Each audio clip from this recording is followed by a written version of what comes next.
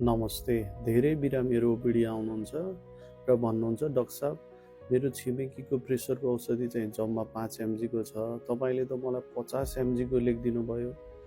उहाँले त यो डोज धेरै भयो, गएर डोज घटाइहाल्नुहोस् भन्नुभएको छ भन्नुहुन्छ।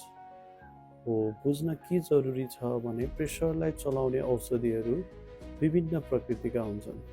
कोही 5 एमजीको हुन्छ, कोही 50 एमजीको हुन्छ, कोही 40 एमजीको हुन्छ र हरेकको आफ्नै स्टार्टिङ डोज हुन्छ र यिनीहरूको आफ्नै पोटेन्सी हुन्छ। यी दबाईहरूले शरीरको विभिन्न अङ्गहरूमा आफ्नो तरिकाले काम गर्छन्। कोहीले गएर रगतको नलीहरूमा काम गर्छन्, कोहीले मुटुमा काम गर्छन्, कोहीले गएर मृगौलामा काम गरेर प्रेसरहरू घटाउने काम गर्छन्। त्यसैले कहिले पनि तुलना गर्दा डोजको आधारमा गर्नु मिल्दैन।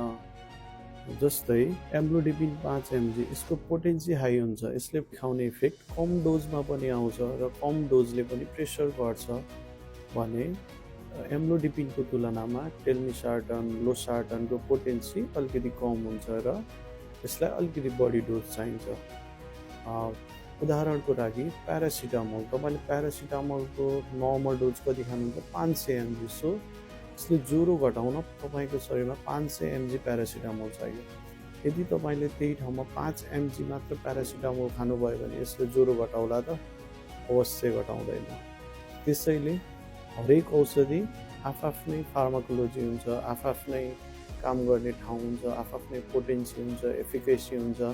त्यसैले डोज कम्पेरिजन दुईटा फरक किसिमका औषधिको कहिले पनि गर्न मिल्दैन।